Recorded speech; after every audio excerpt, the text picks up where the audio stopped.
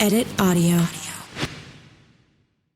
In my 20s, I was in an acting program that included a required movement class, a movement class where I had to wear a full body black leotard with a white belt around my waist. I am still not recovered from that part, but the good part was that for warm up each class, they would play music like really loud, and we all had to like dance around in our leotards. Okay. Now, you weren't supposed to be like popping into the Running Man or any other fancy dance moves that you had, but instead, you were supposed to move around in whatever way your emotions took you.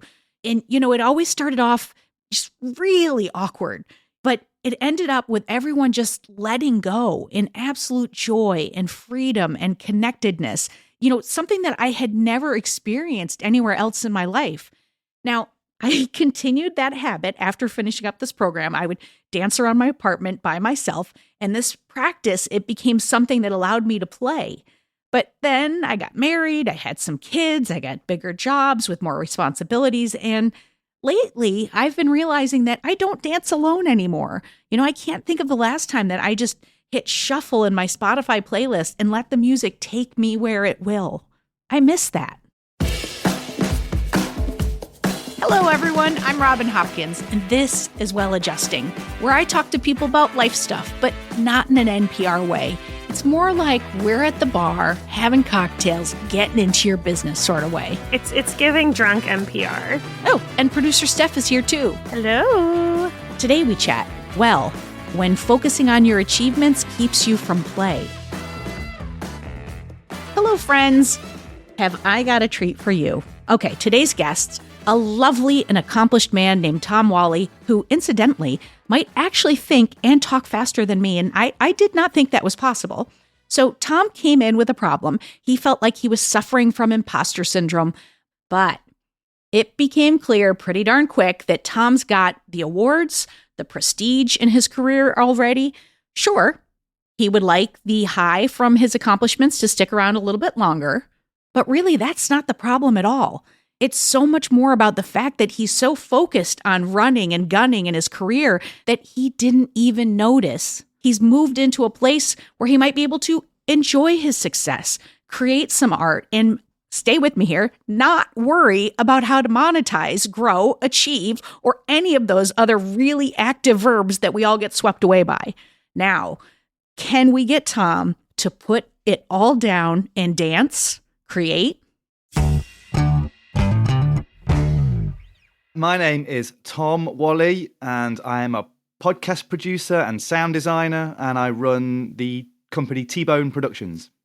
All right, so now you're going to talk to us about the reason that you're with us today. What's your problem that you wanted to pick apart, break apart, get into? Yeah, so I guess my problem is constant, everlasting imposter syndrome. Oh. Yeah, and I don't know whether that stems from a self-doubt thing or a class thing. I'm British, so class weighs heavily on me, and also just existing outside of the London bubble as well. Yeah, constant imposter syndrome. I give talks all the time as like an industry insider, someone who's supposedly made a living out of this and been successful.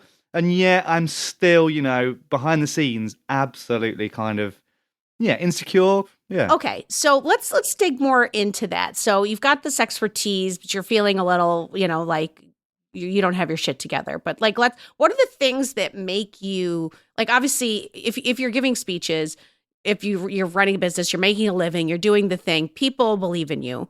So yes. What's the voice inside your head saying to you? Well, do you know what I think it is? Listen, I mean, my big imposter syndrome these days kind of comes from the fact that now I run my own business. Mm-hmm. I pitch ideas to the BBC and other broadcasters. I've become so comfortable being quiet. I think I discovered that I was an introvert. I always thought I wasn't, but having been very studio-based, very headphones on, not speaking to a lot of people really a lot of the time. Like now I have to go out there and actively pitch and present.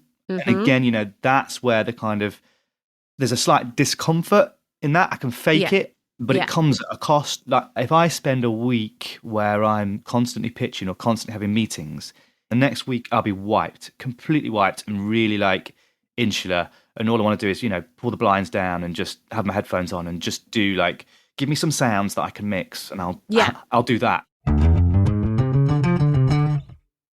All right. Well, so I want some clarity on what the insecurities are around, like because imposter syndrome, like it's kind of general, right? It's our insecurity that we are not who we present in the world, or that we aren't enough, but there's a lot of avenues and angles to it.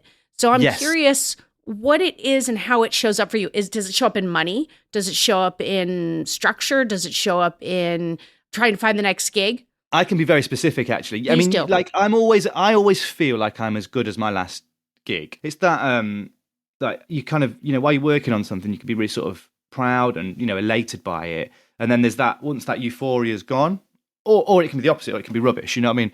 But once that's gone, there is that kind of back down to earth. It's feast or famine. It's high or low. I mean, I think one of the other reasons why imposter syndrome sort of looms large is in recent years, a lot of my work, because I'm quite skilled in making documentaries and making things sound really beautiful, right? Mm-hmm. So I've accidentally sort of found myself becoming a sound designer for people. Yep. So, people do podcasts and make documentaries, and I mix them and add music. I do a bit of composition every now and again, that kind of stuff, which is, for me, it's actually like, it's the most creative and fulfilling thing I do. But a sound designer isn't actually a real job. I mean, if the term sound designer was invented by Walter Murch when he was doing Apocalypse Now, he had to put like something on his visa form, and he was like, sound designer. So it came out, and I didn't go to school to learn how to be a sound designer. I don't have any training in sort of engineering. I don't know the science behind like sound. I don't know a lot of the technical terms. I've just learnt it through YouTube and through trial and error and through just having done it for so long. And there are other people who are musicians, for instance, and they sort of, so they've got that element of composition, which I haven't got. And so occasionally I feel like a fraud, and it's mostly like it's through sort of comparison with them. And I've got to say, like a little bit of jealousy, Like there are some sound design jobs that I'm thinking like, well, why is that not mine? Like, well, I could probably tell you why it's not yours. Because you just spent 5 minutes telling me why you're not good enough. You just you told me you specialize in it. It's what you do. You make a living off of it. Yep. And then you just went into all the reasons why I'm not this, I'm not that. And what's amazing about the way that you talk in the circle that you just went in is you like started off with a premise that sound design isn't actually a real thing. It's not. And then you said, I could do it really well. I'm successful, I make money. And then you went right over on the other side. It was almost as if you were like, no, but don't get too cocky here, Tom Wally. And then all of a sudden you came right back around and you were like, but here's all the reasons why no one's going to think of me for these jobs. Yeah, it's Is that something you do a lot? Like, do you talk yourself in and out of things? Because I know I do. I wouldn't do it in public. Like, I mean, I wish there was like an alternate LinkedIn, like the dark LinkedIn that I could go on. And like you could just go on it at times and just share that stuff. Like share everything that sucks. Because really, like it's just constantly people just, being braggadocious, isn't it? Oh, for sure. So the thing about the sound design stuff, I would say this kind of thing, how it's not really necessarily a real thing, or well, of course it's a real thing. It's a real thing. You make a living from it, so it's a real thing. I make a living from it, but it's a strange sort of invented job that there is no sort of real qualification. It's not like you train to be a doctor, for instance. Right. Well, I mean, I think almost every job outside of being a doctor is that, though. You know what I mean? Like, I feel like I'm already feeling like I want you to be a little nicer to yourself, Tom Wally. But I do want to say that, like, I understand what you're saying, because I can do very much similar things to what you're saying. Is that I'll be like, okay, I'm really in the podcast space. I'm really more of a showrunner, and I really can bring something from development too, but I can't cut tape. And I have fixated on this one thing that I could sort of cut tape, but not really. And then now that's why I'm not qualified. And now that's why there aren't jobs. And now because the industry is the way the industry is, I'm definitely fucked. I mean, I literally just had this whole conversation with my wife on Tuesday. I went through this whole spiral that ended up with, well, I do have that money saved that if I get into trouble and I could amortize that out over a month, I could take out this much per month and then maybe someone will hire me. Like I went from I can't cut tape to I had a spreadsheet out. And I'm it sounds like that's similar to like how you're approaching it. And it also sounds like your brain moves very fast. And so I'm like, I want to like slow that down for you of the thing that's getting in your head. And it sounds like it starts with I'm not a sound designer, but I don't know that that's the full breadth of it. It's not. And you know what it is? I think it's in comparison. I'm very guilty of comparing myself to other people. And I find it, although I'll do it, I'll fake it, I find it quite difficult to celebrate the success of other people. Even if the success of other people like enhances our industry. I think I just want to win. And I think if I'm not winning, then I feel like I'm losing. What is winning though? What's the definition of winning for you? Like what don't you have right now? Like you're sitting in a lovely home, you have a stable career. This is the studio. This is the whole. I built this place, this studio. This is like the thing I'm so proud of. Like, I love this space. So, like, what's a win for you? What's missing? I think. Honestly, like a win is literally like a sporting win. Like, so I used to be a competitive cyclist until quite recently, you know. Yeah. And maybe the reason I'm so competitive in work at the moment is because I've lost that. I've got 2 kids now, right?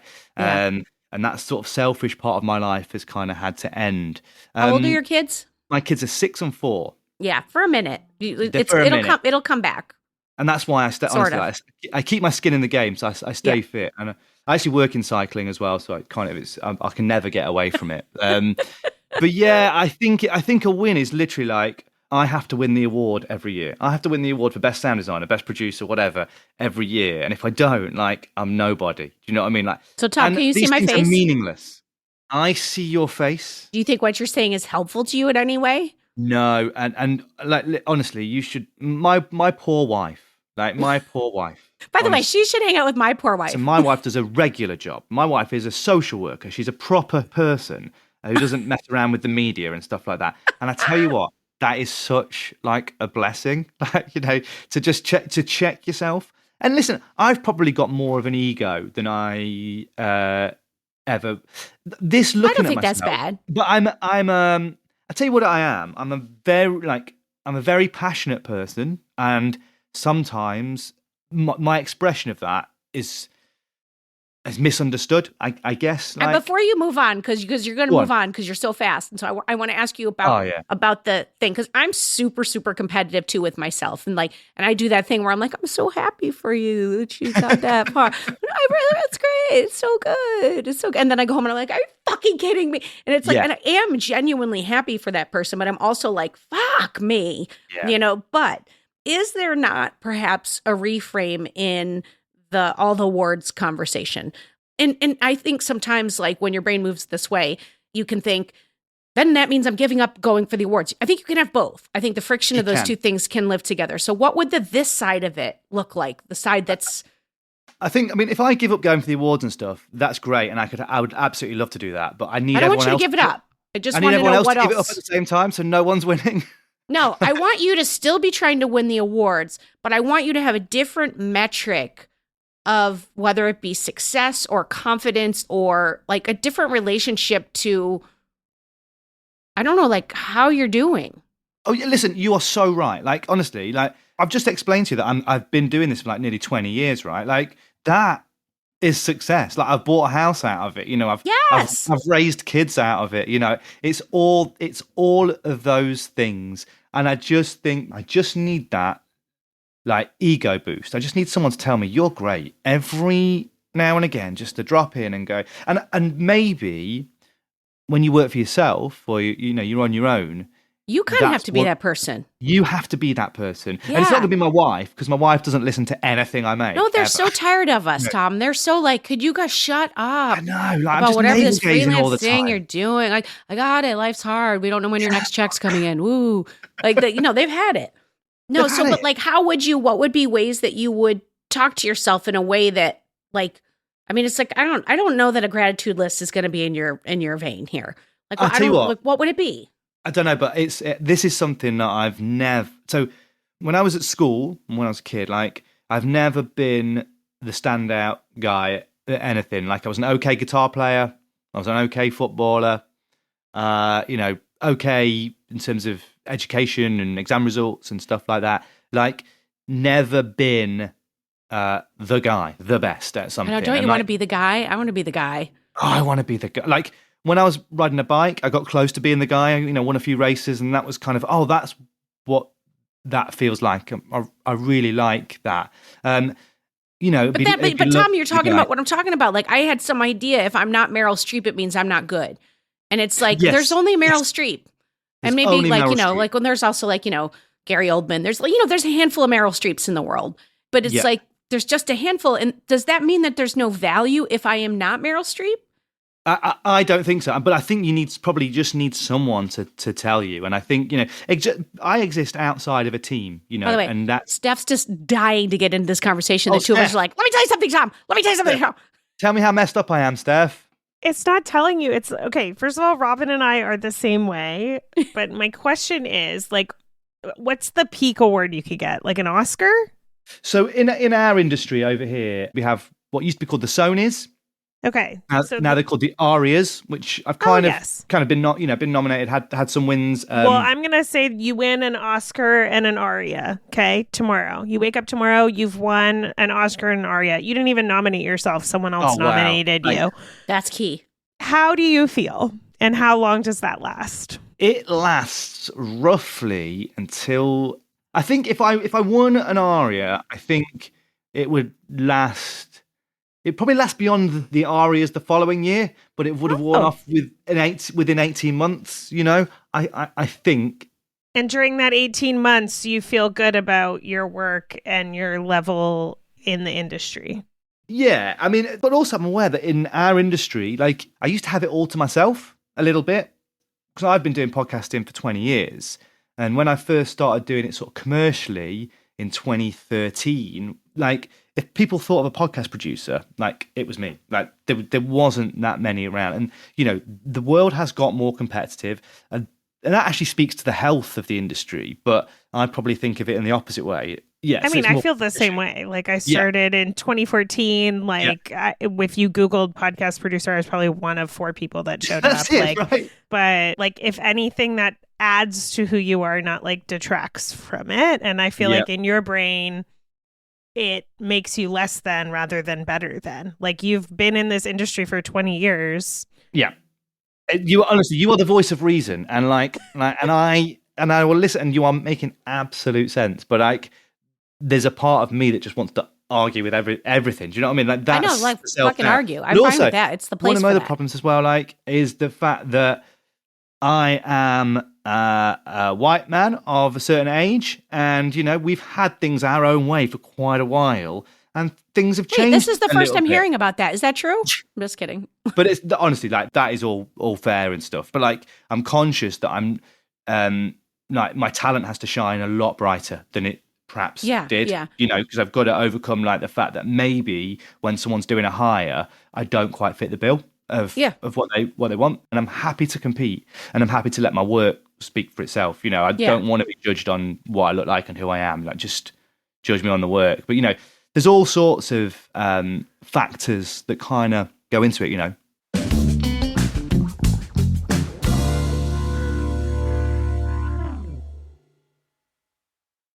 I just keep having this thought that's running around my head about like the industry is what the industry is, but it's like how you approach it and how you look at it. Yes. Like it's like if you base your happiness or your comfortableness on the outward validation, you are primed, especially in this industry.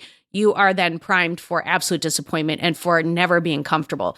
That's why I keep wanting to bring us over to the side a little bit and saying, what are those markers? Because like, there's no part of me that like you have these awards, you will continue to get these awards, your work will continue to shine. You will, despite whatever barriers, you will still work. Like, like I feel like that's all really clear. But then if we come over here, there's still this piece of you that's like uncomfortable or uneasy or like unhappy.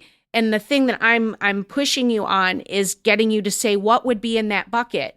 Like, we know the things that go in this bucket. Because, like, look, if you are driving this kind of a career where it's based on outward accolades and other people's opinions, like I always say, like, I've chosen a career where someone else decides if I get to work, then we know what's in that bucket, okay? That bucket is filled with, we want some awards, we want to keep working, we want the money to be where we want it to, but this bucket over here, what's in it? Like, this is in the negative bucket. No, the bucket that is joy or happiness or comfortability. Like, what is in the bucket now? What would you like to be in the bucket that would make you happy? I've never said bucket so many times in my life, but like, your buckets are uneven. I mean, honestly, like, actually, in all seriousness, like, the awards and stuff are all super nice. They're all lovely, but they are, I can reflect on them and just go, in the long run, they don't matter. They really don't. What matters the most and makes me happy is literally, and I know this when I reflect on it, it's the quality of work. If I've got good, like, satisfying work where I can express myself artistically, I think that's possibly like one of my problems. Is like, I'm a bit of a frustrated artist in that way. Interesting. Like, so I've only discovered like my sound design over the last 5, 6, 7 years, really, and it is such a personal thing. It's such an expression of thing. It's like, I liken it to like someone gives you the melody and then you've got to create the wall of sound behind it, post the melody being there, right? And that sounds a bit pretentious, but no, it doesn't. That's the closest it's a whole analogy. Other art. That's and I've realized that honestly, that is what gives me satisfaction. That making things sound beautiful, elevating things. So for me, it is genuinely the kind.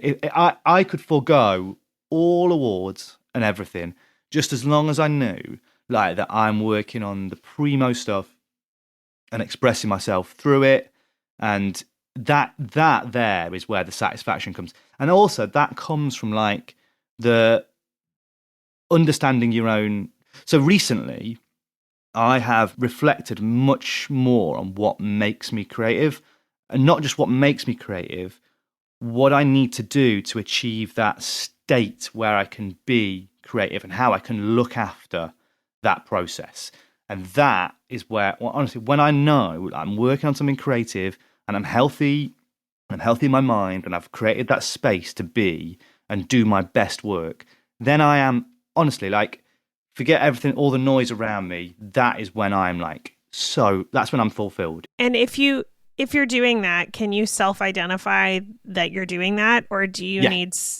So you can feel in yourself, like, I'm doing the good work, I'm creative, I'm fulfilled. Yeah, totally. And I don't care about reviews or anything like that. The content doesn't necessarily even bother me. It's often someone else's product, but, I'm just shaping the sound. And, just stick me in a good bit of work that I can just play it. A lovely sandbox to play in. Do you have enough of that in your life? I'm so thankful. I've had 2 #1 documentary series this year alone. Like, so I've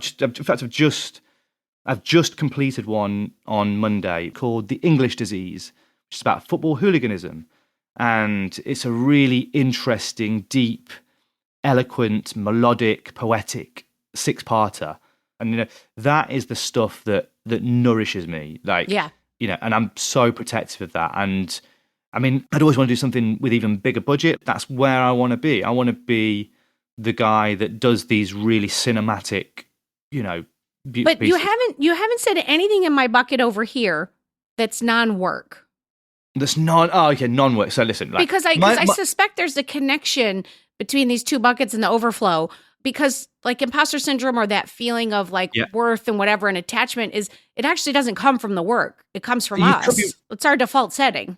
You could be right. I mean, I've got to say, like, honestly, outside of work, like, my family and everything else is just great. Like, my wife is fantastic. My kids are amazing. I live in a beautiful place. I'm probably a bit lonelier than I should be at this stage in my life. But, that comes with working on your own and people, growing up and having their own families. And, I'm an only child. Like, I don't have anyone to, like, go to and reflect your story back to you. Reflect my story. That's it. Like, and at this stage in life, now I've got kids, like, Yeah. I No, never we needed start to we start getting away when we get to that oh my, place. I mean, like, I'm looking back, like, I look at my view of my childhood, which was fine, by the way, but looking back on it, like, I've never even considered it until now. I can see these two beautiful people going Yeah. through a childhood, and I suddenly that's all like been brought into focus, and also with that, and I think where my self doubt has been sort of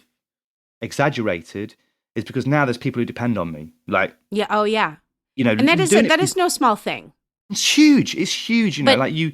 but I just keep getting this feeling, Tom, that like I want us to just come out, like Yeah, come up yeah. to like a 30,000-foot view, because the feeling I'm having, like I read this book fairly recently called 4,000 Weeks Time Management for Mortals. And it's not at all what you would think it is from the title. It's not some like, here's how to fit more shit into your day. It is not that. It's all about our relationship to time and how we have built this like really crazy relationship to time. And there's a really, I think you should read this book, first of all, because there's this whole thing about like at some point you have to accept that there are some things you're just not going to be able to do in this lifetime. And the idea of it is that we have 4,000 weeks is the average lifespan. And when you start thinking, it has this series of 5 questions of things you should ask yourself. If this is something I want to spend a day of my 4,000 weeks, a week of my 4,000 weeks, an hour, a minute of my 4,000 weeks on in my life, because it feels like you have all the parts, but this energy over here, that's unhappiness, but that's out of whack because you're doing it and it's all happening. And it's like, I wonder if I just feels like you're ripe for a giant reframe. You're so right. You're so right. Because like, I can't accept that I can't do it all. So I know in the old days, I hate it. I used to live in the Peak District over here, and it was just this beautiful, it's just beautiful national park, really hilly. And I used to, I would wake up, get on my bike, do some training, be out there in nature, fantastic. And then I'd come back, could do my work. If I needed to work late, no one's telling me not to. I can fit it all in. I can go away and race a bike at the weekends or do stuff that I want to do. And I let that go about 5 or 6 years ago. And I don't think I've ever quite come to terms with it. It'd be fantastic if financially I could work slightly less and nourish that part of my being. So you're right. Yeah, I need to know what I can fit in, what I can do. And is it possible you got these kids and there's been a big shift in your life and then you're putting all this pressure over here? You're so hyper-focused that it's just like, maybe there's a thing that it's just like coming back over to the larger scale of like, it looks different right now, and chasing arias and chasing whatever. Like that's all happening right now.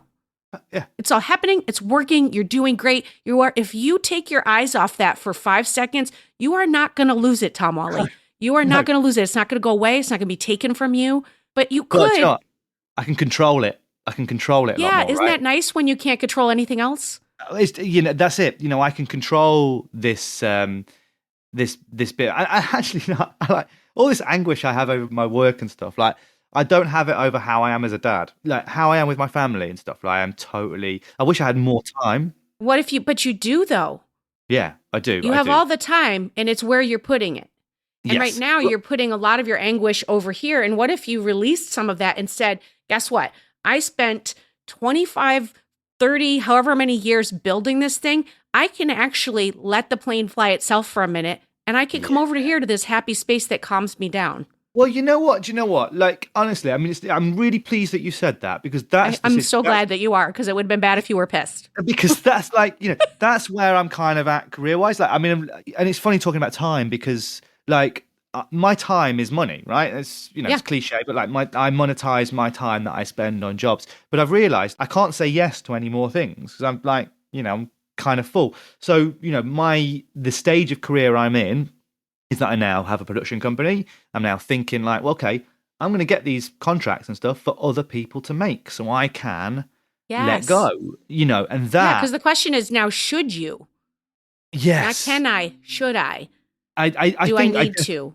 I definitely should, like it, and I definitely should. I mean, whether I should do it forever is another question, but I should definitely experience it and feel what it's like. And again, that's where I was kind of slightly uncomfortable, because this guy who's having to forge relationships with commissioners and stuff is not necessarily who I am or who I've been, but I've got to taste it. And if there was a way where I can be free to like just do a bit of sound design and a bit of strategy and stuff like that, and just focus on the bits of my job that are the most rewarding, and in doing so create a bit more space and time for myself, then like I've got to see what that feels like and if it works. Well, and like people like us who are just a little, not right. Let's just say it like that. Like we're like driven in a certain way.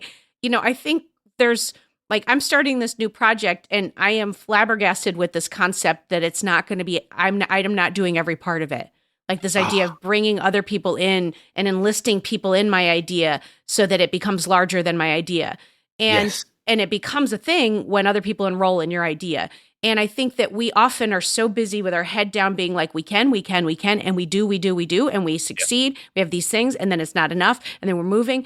And it's like, it really takes someone, you know the image of like when someone's walking too fast and you're walking with them, you just grab the back of their jacket and you pull them back so they slow down. Like it's almost like someone grabbing the back of your hoodie that you're wearing right now. And I pull you back and I say, hey, look around. Like this is already all happening and you don't have to act like you're like, I have this image of a pilot. You know how pilots they got to be in the seat doing the thing, whatever pilots do on the takeoff and on the landing for sure. I mean, again, I don't have anything to back up this, but I'm going to say it real confidently. But I assume they've got to be in the seat on the takeoff and the landing. But in the midst there, they can hit some buttons and they can chill out and talk to their co-pilot. And I think you might be in the midst, but you still are acting like you're in the takeoff. Do you know what? Like that analogy of like the person walking fast and sort of grabbing on the hoodie. Like when I was racing bikes a lot, when you're doing stuff like that, you've got to take easy days where you just go out and you just nah. You didn't do that. I'm just like crush it every time. And there's a thing in cycling called half wheeling. If we're riding next to each other at the same speed, we just keep constant speed. But I was always the guy like, oh, the half wheel's gone in front. The guys catch me up, and the pace keeps increasing. Yeah. Yeah, and like, I'm an all or nothing kind of guy. And it's funny that's where you kind of need like, I lack a coach or a producer or that other voice role. And I'm happy to listen to another voice to slow down as long as it's not mine. Like, you know what I mean? Yeah. Like that's that. And having that is, that's why, we have things like counselors and therapy and stuff like that. It's or accountability friends. You need an accountability friend to tell you to slow your ass down. Yeah. like you don't like some people need accountability people to be like, did you do your work? You need people to be like, did you relax? Did you chill? Did you take some time off? Like, and did you let someone else do it? It needs to be someone external. Like it does. It should be. And again, as a cyclist, I never had a coach. As a person like in business, I don't have like a co-pilot. What I have found occasionally. So I do a bit of code switching in this business as well, because I've presented a bit as well. And like, I'm happy to go, right, for this one, like I'm surrendering all the production and you can literally boss me around. And I like to be in that situation, that's, just having that person just to check you is. I don't think that'd be a bad idea to have you build a framework out. Cause I just get the sense you're moving into a new phase. Totally. Yeah. And that's, actually, you know what? Like, it's funny, like having this conversation because I'm realizing, like, without thinking about it, I'm doing some of the right things. I've just applied for mentorship. Like I'm a guy in my 40s, right? Yeah. But I'm changing my career ever so slightly. I'm going to unfamiliar territory. Like, just having a mentor, and like, look, I've just that's something I've done without actually reflecting necessarily on why I've done it. But this conversation is why I've done it. What we're saying now, and I think that'll be huge for me, really. I think we're moving into homework territory, and I want to hear what Steph is saying, because I know where she's going, I think. Okay. I'll be interested. I think that Robin is totally right that you're, like, moving into this, like, new phase, and you need, like, some accountability and stuff. Yeah. I'm going to go back to the beginning of the conversation, because I feel like you have, like, these two things that are happening at the same time that are feeding into the negativity cycle. Yeah. Only two? There's a lot more. There's loads more. There's way more. Yeah, there's probably more. But the one that we were talking about was sort of like, so Robin asked you, like, do you have like these projects or this work or these things in your life that make you feel good? and you answered with like, yeah, I have these like #1 documentaries and blah, blah, blah. And though I wish the budgets were bigger, like on them, I'd love to work on this kind of thing. Yeah. It was like this combo where you were saying what's wrong or not perfect about the thing that you are defining as perfect. Like you're like, well, I wish I had a bigger budget. But then also you're like defining how much you love it by like the external of it, right? Like how big was the budget? How many people saw it? How many, like whatever. And so my homework would be to like write yourself a note on your computer and on your mirror that you see like every single day. That is some sort of like reminder.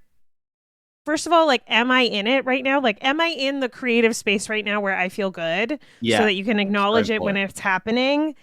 And then also just like make some art. Like if that's the shit that makes you feel good, that does not get released. make some shit for yourself. Just do it. So this is my thing. So this is my thing. Like, and I think actually I've not done as much of my own art recently because I've been so creatively in a space for like 6 weeks, right? And it's just like, okay, we'll just need a clean break. Put the TV on, watch some basketball. You know, that's like chill. But you are absolutely right. So look, I mean, I'm surrounded by things and stuff like keyboards and samplers and stuff. Like I've got my toys, and thank God that I built this. So this place that I'm in now, my studio, is separate to the house. Oh, that's so separation lovely. from the children. It's funny. Even when I was a kid, I remember having dreams where, and it's like people have dreams. Have everything. My dream, and it's a recurring one, where I just had one extra room, like for things, like to do stuff in. like I have that now, and I should be so grateful because genuinely, like it's so healthy for me. But Steph, right? The problem is sometimes even with that art, I've turned it into something that I have to release. Like it has to go on the YouTube channel. My homework is the opposite. I want you to make some shit. But you can still be that, but not in this time. In Steph's homework, whether it be 1 hour a week, I'm going to add on to what she's saying. Like, let's put a time limit on it. But I don't want you to show it to anybody but your wife and your kids. Like, I'm not even going to show it to them. You don't even have to. But like, I had this image of like just showing art for art's sake to your kids. Like, and that like the artistic process, but even that has a purpose. Like just maybe you make it in whatever time per week, and then you have to sit with whether you, I don't know, if you smoke, have a cocktail, or if you do something healthy for yourself, you're getting a massage while it's happening, and you just listen to it. Like just that's it. For you. It doesn't go on your YouTube, doesn't go anywhere. And I also want to like disconnect from the idea that you're learning anything or building anything that is like teaching tactful, anything, skillful towards a final product or goal. I just want you to be like playing with shit. And like sometimes children are so good for that. Like bring your kids in the room, give them your little synth or your little controller and like make some weird shit. We have started doing family band, Yes. And it is like, that is a joy. But you're right. Like I tend to commodify everything I do, everything I do. And even when I reflect on it, like don't even want to think about what I'm learning. Just accept that there are these intangibles and benefits that you're getting. You don't even need to think about them. They are just happening through the process of you being creative. You're fueling yourself.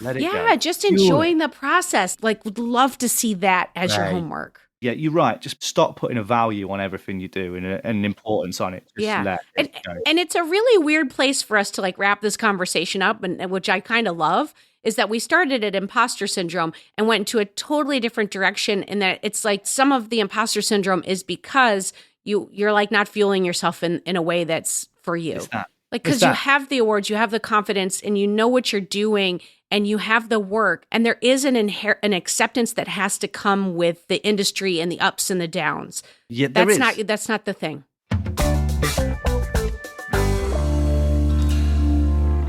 Well, I mean, I just want to say thank you, because this was such an interesting conversation, and I love your energy, and I just kept having an image of us, we're like batting things around the room, and I love that. It's such a fun conversation, and I love being in your process for a minute.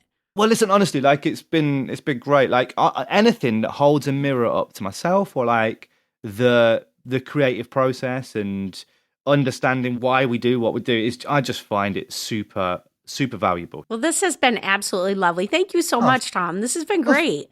Thank you. I feel a bit healthier. I do. Oh, look at that. Feel a little better adjusted. No, it's been a pleasure.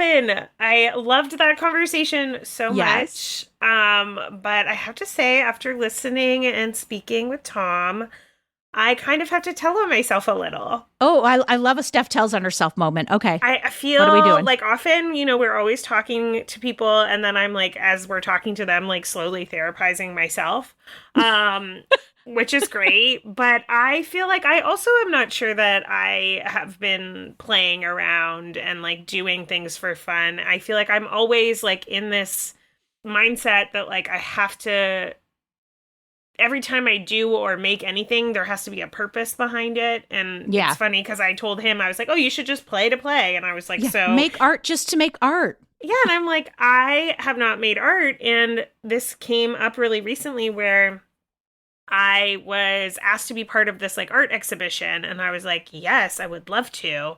And then we all met up, me and these 3 other collaborators, and they were like, so like, what kinds of things do you do? And, I moved to New York 3.5 years ago. I have not done anything in the art world since moving here. And part of that's like a fear of people and judgment. Part of that's my own shit. So Part of that's you're running a business, little things. like I am busy and stuff, but also like the bigger thing is that I have some sort of block around like judgment and like that the thing has to be like perfect or for something. So it's like really easy when they were like, oh, we need you to do this thing for this art installation. I was like 100%, let's go. I can do that. But I haven't just been like making things and playing around. And realistically, that's like what makes me love it and what makes my craft better.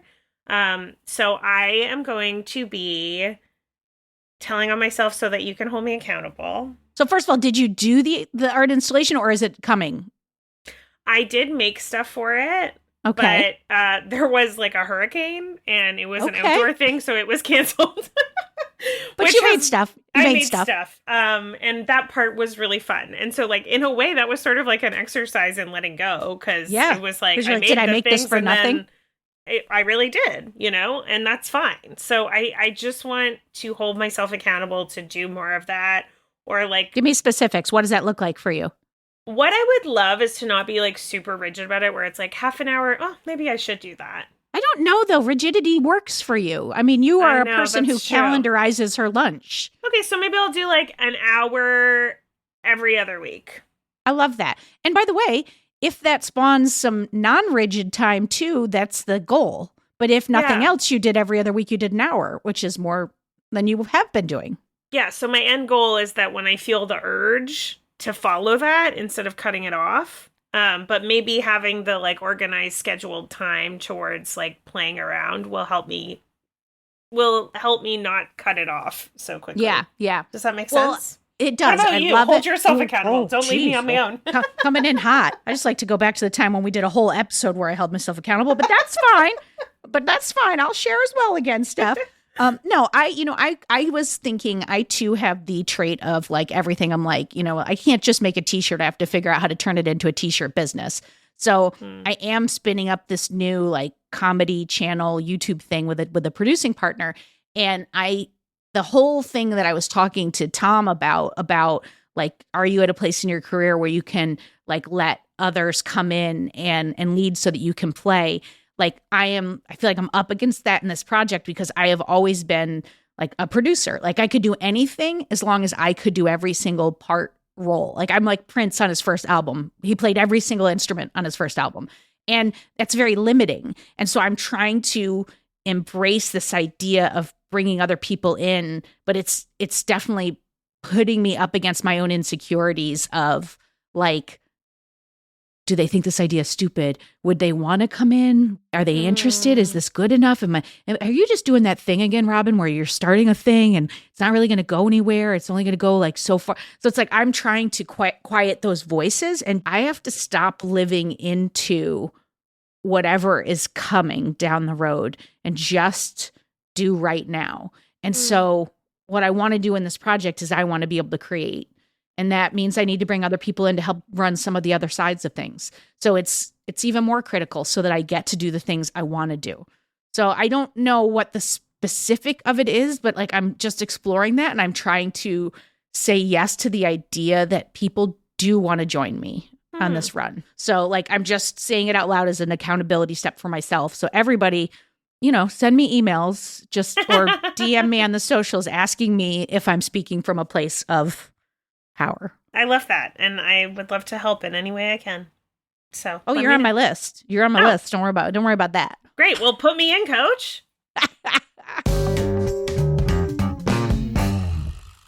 All right. So here's what I'm going to say. Let's hold each other accountable. And yes, I'm aware that we might have just taken fun and turned it into another to-do list item, but maybe this one is okay. I mean, how about we just go and we do it because we have got this.